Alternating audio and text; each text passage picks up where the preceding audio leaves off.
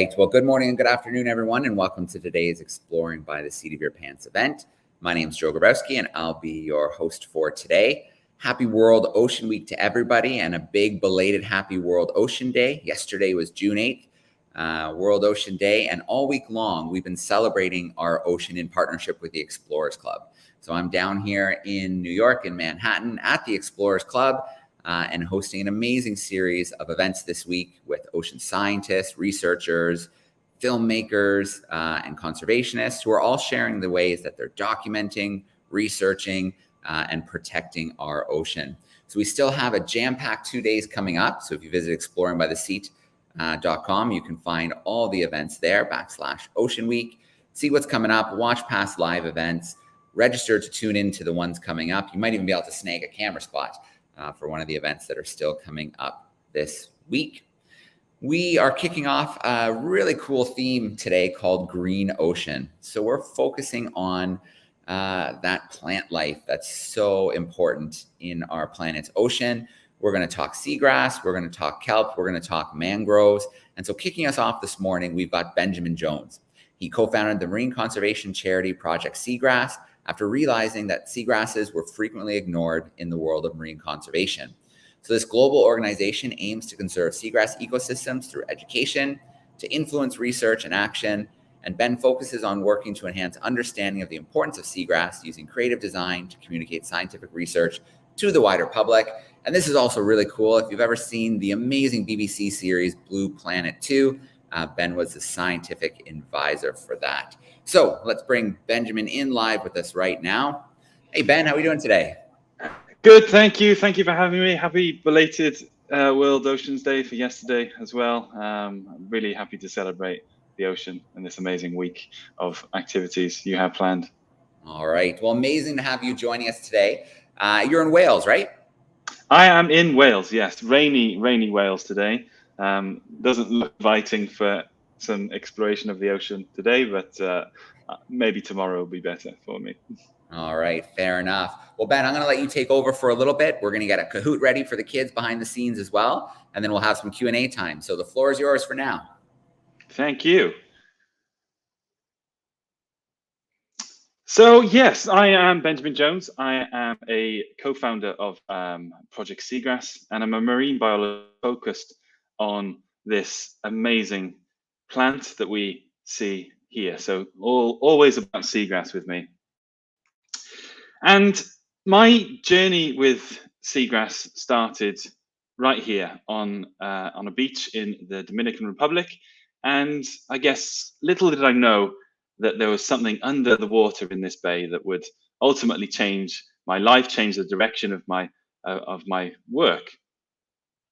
And as soon as I started to snorkel and to swim in this bay in Dominican Republic, I saw thousands and thousands of fish and animals. And at the time, I was very much focused on coral reefs. They were always what I wanted to go and see. But I was just amazed by the amount of fish that were just within the shallow waters of this bay. And obviously, these animals and fish and animals are all different shapes and different sizes, like these starfish and this electric ray that we have here. And some of the others were really weird shapes, like these cardinal fish and this scorpion fish that you can see on the right. But the key thing is that all of these fish and animals, they were using this green stuff, this green, grassy looking vegetation on the bottom of the seabed.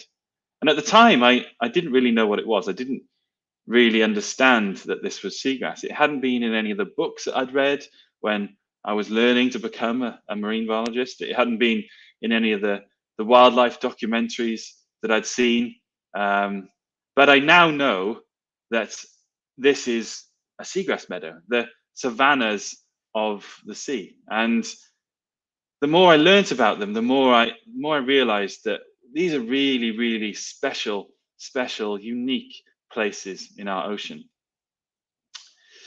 I found out that seagrasses are actually these really unique marine plants. So unlike seaweeds or algae, they're actually true plants. They're just like plants that we have on land, and they're closely related to things like water lilies, stuff that grows in rivers and ponds. And seagrasses are really special because they're the only plant in our ocean that has roots. And I say only plant in our ocean, but mangroves also exist within our ocean, but they tend to grow on the shoreline, whereas seagrasses can actually grow fully submerged.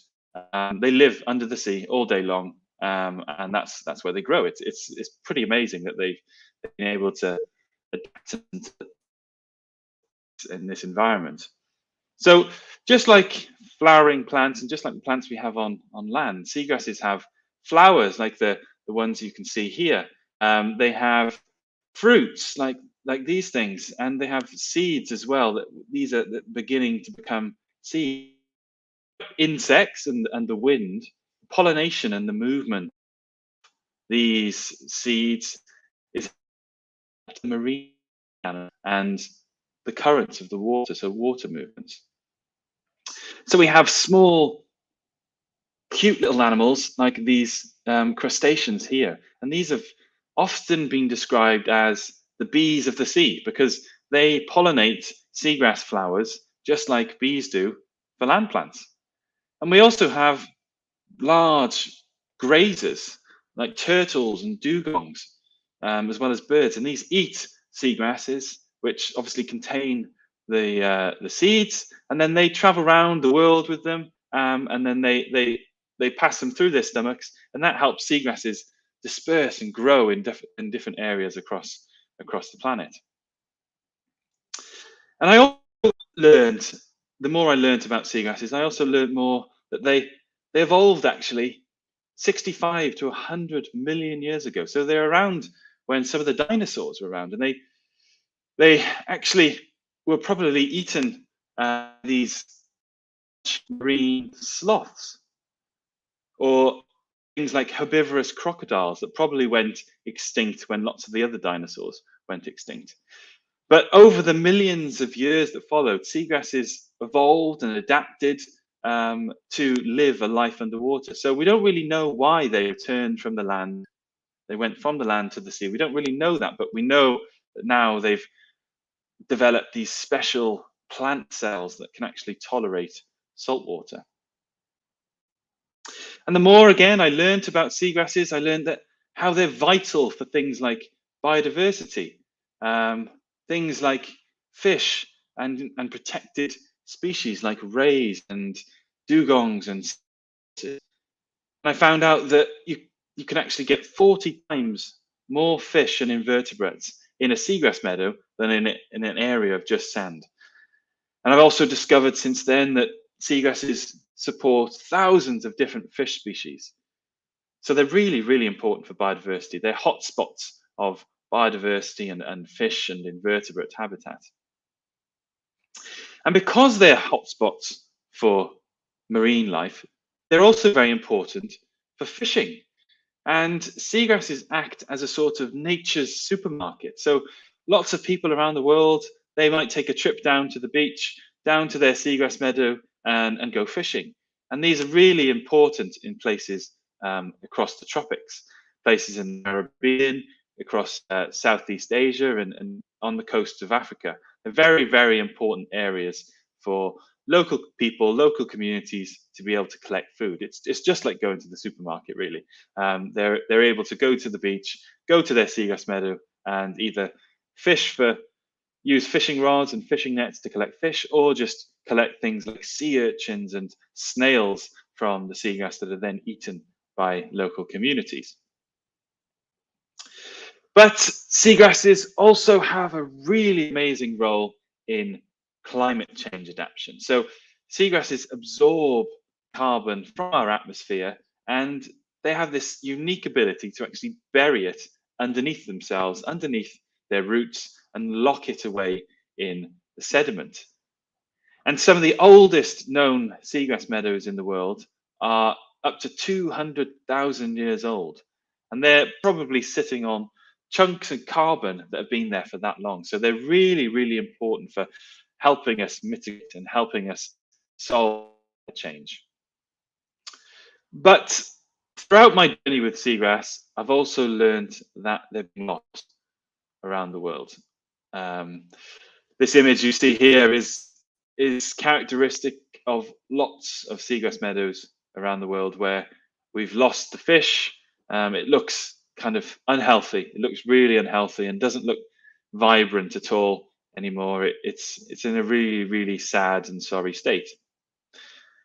So, I came to this idea that we really, really need to work together to conserve seagrasses. And that's where Project Seagrass came in. So we started Project Seagrass as this aim to conserve and protect not just seagrass meadows here in Wales, where I live, but all the seagrass meadows across all of the world. And although that's a big, big task, we're starting to see hope there, and lots of initiatives, lots of programs around the world are starting to give us a bit of hope that we can actually make a difference for seagrass. So one thing that we're doing to try and bring back seagrasses, to try and restore and is gardening. Basically, we're gardening under the sea. So we have large groups of divers, of snorkelers, and even volunteers from schools to scout groups, and they go out into the seagrass meadows with us and help us collect all of these seeds. And what we use these seeds for is then to plant what we like to say, plant hope. So we plant seeds out on the seabed, just like you would do in your garden or in wildflower meadows, and then these grow and turn into vibrant-looking seagrass meadows. So what we want to try and do is see less of these small seagrass plants, and end up getting to these larger seagrass meadows that are really, really vibrant, really beautiful. And there's lots of success stories around the world that really give us hope that this can happen. But in summary, I think we need seagrass, and seagrass really needs us at the same time. Thank you for my little intro into seagrass, and I'm looking forward to seeing your quiz. All right, Ben, thank you for that great intro into the ecosystem of the seagrass. It's an amazing ecosystem, so important for biodiversity, and that work as an underwater gardener is pretty cool. Making sure that we can have those seagrass beds for hopefully generations to come. Very, very cool work. And that must have been an amazing experience. I'm sure many of our students have watched some of the Blue Planet series. So being a scientific advisor for that would have been probably a great experience. Oh yeah, I mean, it was really kind of unique, asked to help come up with statements and things that David Attenborough was then going to say in that series. So it's pretty special. Giving seagrass a platform too. Very cool. Exactly. Yeah. All right. Well, let's get into this Kahoot action. Let's see how well our students were paying attention. Let's see who comes out on top in this vicious seagrass Kahoot battle that we're going to have coming up here. So if you visit kahoot.it, it is going to ask you for a PIN number. I'm going to pop one up on the screen very shortly. So let's get that rolling right now. If you are lucky enough to have one-to-one technology, like a tablet or a Chromebook or your phone, something like that, you can jump right in individually. But if you're in the classroom and don't have one-to-one technology, you can absolutely, your teacher can put it up at the front and you can shout out your answers together. So here we go. The password for today the PIN is 824-2099. We'll give a few moments for some of our classrooms, some of our students to start entering. If you do have your portable device handy, you could scan the QR code. That'll work for you nicely as well. I see our crew joining. They automatically get animal names assigned to them. We've got the agile gator, the rational frog, the mighty octopus, the zany seal, the epic chicken. I haven't seen that one before. I like the polite shark. Yeah, very cool. There's some interesting ones too that just don't fit. Like there's been Arctic giraffe and things like that, but who knows? Maybe giraffes have visited the Arctic in the past on some kind of vacation. All right, a couple more, maybe 30 more seconds to get a few more students in here ready to rock and roll. There are 5 questions, a mixture of true and false and multiple choice. You have 20 seconds for each question. If you get it right, you're getting some points. If you get it right, but really quickly, you get even more points. If you get it wrong, but you're super fast when you get it wrong, nothing. We got nothing for you. You got to get it right, or you have to do it even quicker to end up on that leaderboard. So maybe 10 more seconds. See if we can push it up over 100 groups here. We're almost there. Oh, maybe we're going to stall out at 95. That's okay. Let's get this rolling. 3 seconds till we're live. And let's see what happens here. So our first question, where did Ben's seagrass journey begin? Was it Australia, Cuba, the Dominican Republic, or Fiji? Where did that seagrass journey begin? Got a couple more seconds on the clock here. Get those answers in. Ooh, a little bit of a mix. A few went with Australia, but most went with the Dominican Republic. That's a great start. What's, a place like the Dominican Republic is a pretty, big tourism hotspot. What's kind of the state of seagrass in a place like the Dominican? Unfortunately, not great. Dominican, I guess, the science there primarily been around coral reefs, as with lots of areas in the Caribbean. So seagrass has somewhat been an afterthought. And I remember at the hotel that I went to, the hotel would actually be using a digger to dig up seagrass from that bay. Which is obviously not good at all.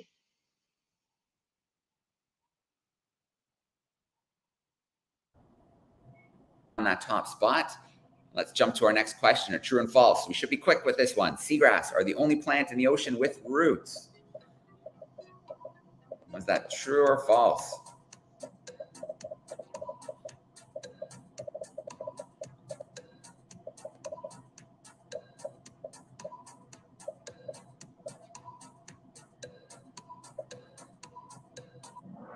All right. Ooh, very split on that one. But as we did talk about, mangroves do have roots, but they're not always completely submerged like the seagrasses. And we'll learn more about those amazing mangroves in about 40 minutes with Cheryl. So if you can stick around and keep the green ocean action going, obviously we'd love to have you with us. The happy hamster stealing that top spot. Let's jump into question 3. When did seagrass evolve? Was it 100,000 years ago? Maybe 5 to 10 million years, 30 to 40 million years, or was it 65 to 100 million years ago? So was it kind of recent, or was it back there hanging out in the time of the dinosaurs? You got 2 more seconds to get that in there. All right. Most of our students went with 65 to 100 million years ago. What did that do to us? The dazzled pigeon steals that top spot, and we're going into our 4th question. Seagrass seeds can be dispersed by birds, sea turtles, dugongs, or all of the above.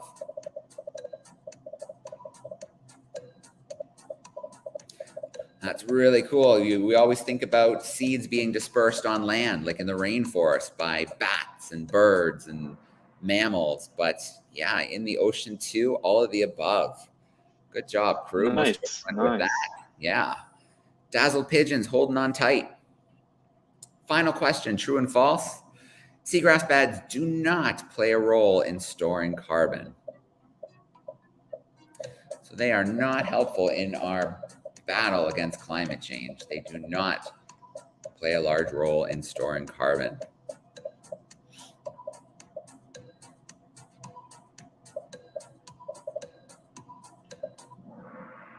All right, most went with false, and we know that they play a very important role in storing carbon. And I'd imagine, Ben, that as we destroy seagrass beds, we're just releasing that carbon. Unfortunately, yes. So every time a seagrass meadow is lost, every time we throw an anchor in a seagrass meadow, it's a bit like the ozone layer, really. As soon as you start to make a hole in a seagrass meadow, that carbon gets released and all of the carbon ends up back in our atmosphere. All right. Let's check out that podium. Third place. Who we got? Third place, we have the Joyful Piranha. In second place, we have the Dazzled Pigeon. And holding down that top spot, taking the Seagrass crown trophy. Ooh, the Champion Otter sneaking in. Great job to everybody tuning in. Obviously, we love to have our interactive fun. Let's shut that down so the music stops. There we go. And let's get into some Q&A action. So if you are tuning in via YouTube, use that chat sidebar. Let us know where your classroom's hanging out. Of course, send us in some questions for Ben, some seagrass questions, some ocean questions. But for now, let's start meeting some of our live classrooms. So who do we have first? Let's go to Madame Jen's crew. They're a grade 5-6 virtual crew here in Ontario, Canada. And I'm going to bring them in now. Hey, Madame Jen, how are we doing today? Pretty good, thank you. So had a few different questions, so I'll try to group the ones that are similar together. Do you think that seagrass can survive on land now? Like, I realized they did kind of go to the ocean probably to save themselves or whatnot, but do you think it could survive on land? And where could we find seagrass, like where else in the world kind of thing? Like in Antarctica was a question? So seagrass grows on every continent except Antarctica. I guess as we move towards a changing climate, I think seagrass will eventually find its way down there. But seagrasses do exist high up onto that intertidal. So when the tide goes out, seagrasses can become exposed to the air, to the sediment, to the air. So they can exist, but they do need to be then submerged again by the sea for them to kind of rejuvenate and get wet again. All right, so they've got a little period of time, but it's definitely not a long-term thing for them. No. Okay. Let's grab another camera classroom. Let's go. We got some third graders in Massachusetts. Let's bring them in next and see what they're up to. Hey, Powder Mill School, how we doing? Everybody wave. Yeah, we're doing good. Alex, ask your question then. Over there, near the microphone. Can seagrass be different colors? Great question. Great question. Yes, actually, yes. Seagrasses can primarily they're all very green, but there's some species that actually turn red. There's even some species that have these orange stripes, and there's some species in Australia that actually have thick, really black. So we've got a few different colors of seagrasses. Thank you. Great question. We're going to come back your way to see if there's a follow-up soon. A shout out to our YouTube crew. I can see lots tuning in via YouTube. Don't be shy and get some seagrass questions into that YouTube chat for us because we don't want to leave out your classrooms. We're going to take a little jump back to Canada now. Ms. Steinhoff's crew is hanging out with us. Let's bring them in. Hey, Guelph, how are we doing? Well, I want to ask. Guelph, how are we doing? We're doing good. Well, I want to ask a question. How did it feel like to be working for Blue Planet 2? Well, I mean, although I just did a very small part of the Blue Planet 2. I only gave a little bit of scientific advice. Really, although it's still pretty big to be asked about something that you've always been very passionate about, like seagrasses. To have that opportunity to get the message and kind of let other people know about how seagrasses are through something like Blue Planet 2 is very cool. I was very, very, very happy to do that. And I did get to go to one of the premieres and see David Attenborough talking. So that was pretty special. All right. Very, very cool. And if you haven't checked out really anything the BBC puts out in that natural history space is pretty awesome. But Blue Planet, yeah, is right up there. There's also a great shark series. It's definitely worth checking out too. BBC Shark. Okay, where are we going now? Let's go to Miss Chan's class. Where are they joining us from today? We have a Kitchener crew in Ontario, so let's bring them in. Hi. Hey, Miss Chan, how you doing? We're doing well, thank you. Are we able to share our screen? We have a virtual class here with some questions here. Yeah, give it a go. Okay, sure. Here, let me see. I can't hear anything. I can hear them. Hey, virtual crew, how you doing? I can't hear you talking. 1 second. Let me see if I can. I will see if I can get them on here. Okay, there we go. Yeah, here they come. Let me bring them in. There they are. Hey, crew. So we have a couple of questions here. Let me just take a look at the chat real quick. It looks like we have where is the most where is the most populated where's the most populated place to have seagrass? Where is the most populated place, and which animals rely on seagrass the most? The most seagrass in the world is in the Indian Ocean and the Pacific Ocean. So it's the Indo-Pacific region. There's more seagrass there than anywhere else in the world.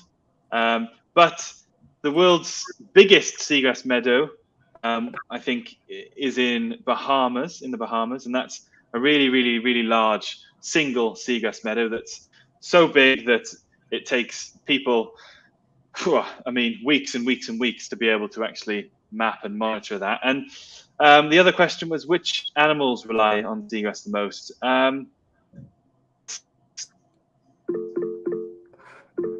Probably, I would say probably fish. There's thousands and thousands of species of fish that rely on seagrass, and actually 1/5 of the world's biggest fishery species, things like the Atlantic cod, the Pacific cod and herring, they all rely on seagrass. Very, very important habitat for those species. Awesome. Thank you so much. Thanks. Great questions from your virtual crew. We'll try and come and visit again before you wrap up. Okay, so a question here coming in from YouTube, Ben. When you go out and you plant some seagrass, what's that recovery time look like? How quickly does it have to reestablish? Well, it's not something that's very rapid. So you could plant a group of seagrass seeds, and over a year you'd get one kind of tall seagrass plant. But it would take 5 to 10 years for that single plant to then expand out and turn into the images of those meadows that I showed. So it's not a process. So that's why it's so vitally important that we protect what is there currently, because it takes us a lot of time to be able to go from seed to leaf to big meadow. So 5 to 10 years. All right. So let's swing through a few camera classrooms and see if they have some follow-ups for us. I'm going to mix things up. We're just going to pop in classrooms and surprise them. Miss Steinhoff's crew, let's get you in first. How do you plant seagrass? Well, that's a good question. We actually use lots of different methods. So one method is planting, collecting those seeds and putting them in these little like bean bags that are made of biodegradable material, and then we go and put those bean bags in the sand. Over time, biodegrade, and the seagrass shoots up out of those bags. But there's also a member of our team that has developed a Seagrass Speed Gun.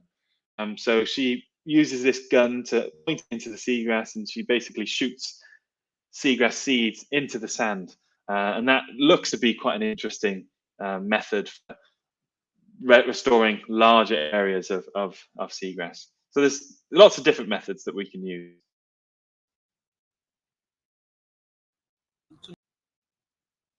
Good question. Let's see. Let's go to Massachusetts. Let's bring them in. I think I see someone bouncing to the front. Yep, that's us. All right, Michaela, get close to the microphone. What can we do to help seagrass grow and protect it? That is also a very good question. One of the largest problems that we have as seagrass scientists is that we don't actually know much about where seagrasses are growing. We don't know how much seagrass there is in the world. So actually, at Project Seagrass, we developed a mobile app called Seagrass Spotter, and you can download that mobile app, and you can go to the beach, you can go to areas around the world, anywhere near the ocean, and if you see seagrass, you can take a photo of it using this map, and it uploads it to then our global database that's used by scientists to help map and understand where seagrass is growing. Thank you. All right, cool question. I popped up the link to projectseagrass.org if you want to check it out and learn more. And I think citizen science is such an exciting tool and such a great way for, people who might not be classically trained as a scientist, but it doesn't mean you can't contribute valuable data points and research. People are traveling around the world, places scientists aren't always visiting. So bringing back some really good data, whether it's in the Arctic or in the oceans or sampling plastics. So citizen science is a really cool, you can put apps on your phone and monitor the clouds for NASA and things like that. It's pretty wild. It's so cool. It's pretty cool. Yeah. And people have discovered stars and, things, new planets just through citizen science. It's really, really amazing. Yeah. Awesome. All right. Miss Chan's crew, do we have another question?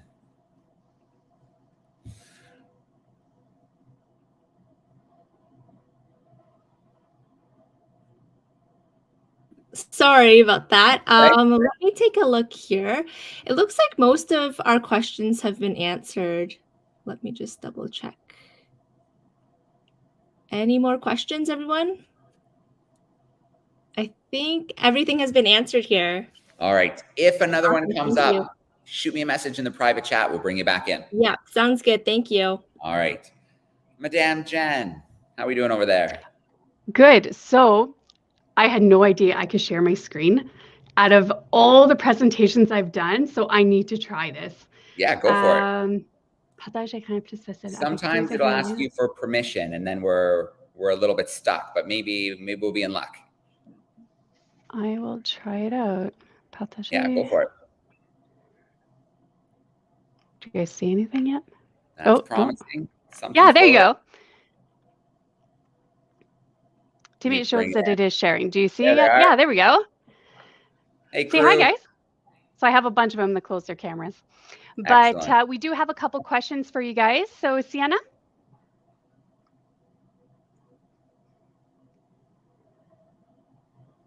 And another one that's probably a very quick answer, Alexi?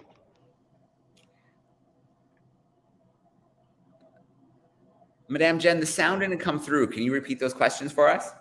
Yeah. So, I guess I didn't share the sound. Oh, no. Okay. Now, so how tall can seagrass grow? And if seagrass didn't exist, how would it affect the ecosystem? Sorry, what was the second question? My connection seems to be a bit slow there. If seagrass did not exist, how would it affect the ecosystem? So like how many animals actually eat it and... Okay, yeah. So the first question, that how tall can seagrass grow? There's actually a species that I think grows in Japan that is 7 meters long. So that's tall enough. So imagine snorkeling or swimming in the ocean and you're swimming through a seagrass that's taller than a giraffe. I haven't done it yet, but it's on my seagrass bucket list to go and visit this this type of species grows to be that tall. And if seagrass was no longer there, if all the world's seagrass disappeared tomorrow, I think the biggest problem that we have would be that all the carbon that is stored in the seagrass would be released. Carbon, it's like seagrasses are like a ticking carbon bomb. If we if we don't protect them, we can kiss goodbye to any Paris Agreement targets. It's a real worry. And I suppose there's lots of other things like the dugongs and the manatees and the green turtles. They eat seagrass, and that's all that really they eat. So if we were to lose a lot of seagrass tomorrow, it would be a big problem for many species. And I know in Florida this year and last year there was lots and lots of manatees that have been washing up and dying because seagrasses are basically dying as well, and those manatees are starving. So it wouldn't look very nice, I don't think, if we were to lose all the seagrass.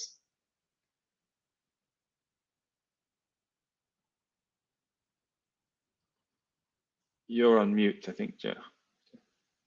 There we go.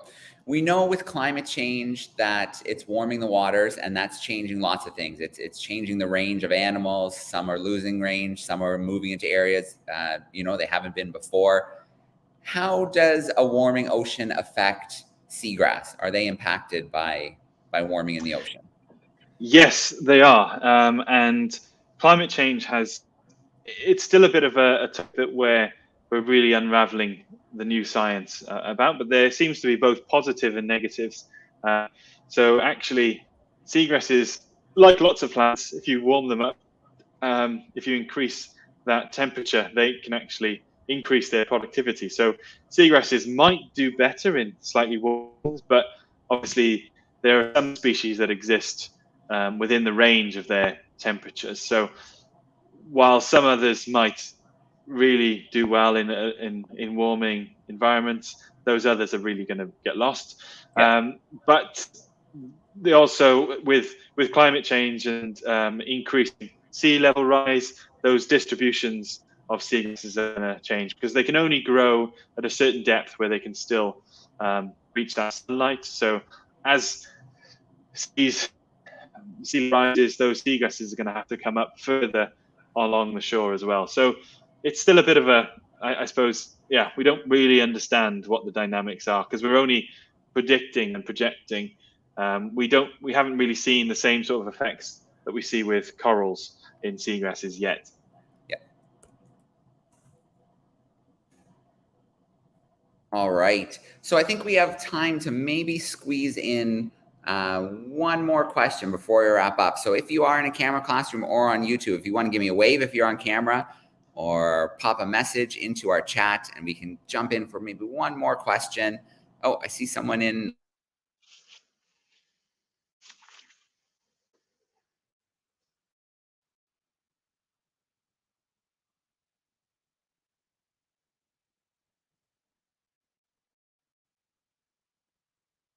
Looks like a Lilo and Stitch. Oh, there we go.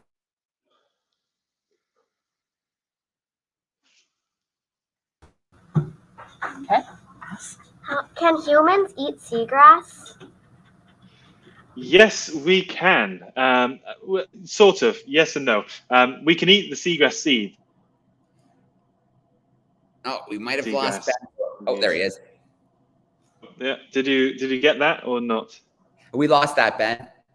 Okay. So we can eat the seeds, but we can't eat the leaves. So in Mexico, there's a Native American tribe along the somewhere in Mexico that actually used to collect those seagrass seeds, and they'd make like a cereal type porridge out of seagrass seeds. So we can eat seagrass seeds, but we can't eat leaves. We can eat. Thanks, Ms. Steinhoff's crew. Great questions from all of our classrooms today. I want to start off with a huge shout out to all of our classrooms. Thank you so much to our YouTube crew. Thank you so much to our camera classrooms for those great questions as well. A big shout out to the Explorers Club for hosting us this week and helping us connect with some amazing scientists and explorers from around the world. If you are in New York or close by, all week long the club is open. There's events you can come and join in person and meet some great people here. In fact, today our ambassador is mangroves. So we have a mangrove panel coming up at 4 o'clock here. So if you're close by and want to hang out with some great ocean folk, the Explorers Club is your destination here. Ben, thank you so much. Thank you so much for taking us into that seagrass world, that super important ecosystem that, you know, like you noticed, wasn't getting the love, the respect, you know, that it deserves. No, thank you for having me, and really great questions. Really nice opportunity to spread that seagrass love. All right, awesome. Well, I hope more classes are joining us today. We've got 2 more back-to-back events. So first mangroves at 10 a.m. Eastern, then kelp at 11 a.m. Eastern. And then at 1 p.m. Eastern, we have a special guest joining us, Brian Scarry, an amazing National Geographic photographer. And he's going to talk about the stories he's been doing about whales. Amazing footage, amazing pictures. So you don't want to miss that. That should be a lot of fun. Ben, thank you so much. Have a great rest of the week. Absolute pleasure to have you with us today. Thanks a lot. Thank you very much. All right, signing off for now. Thanks, everyone. Cheers. Bye-bye.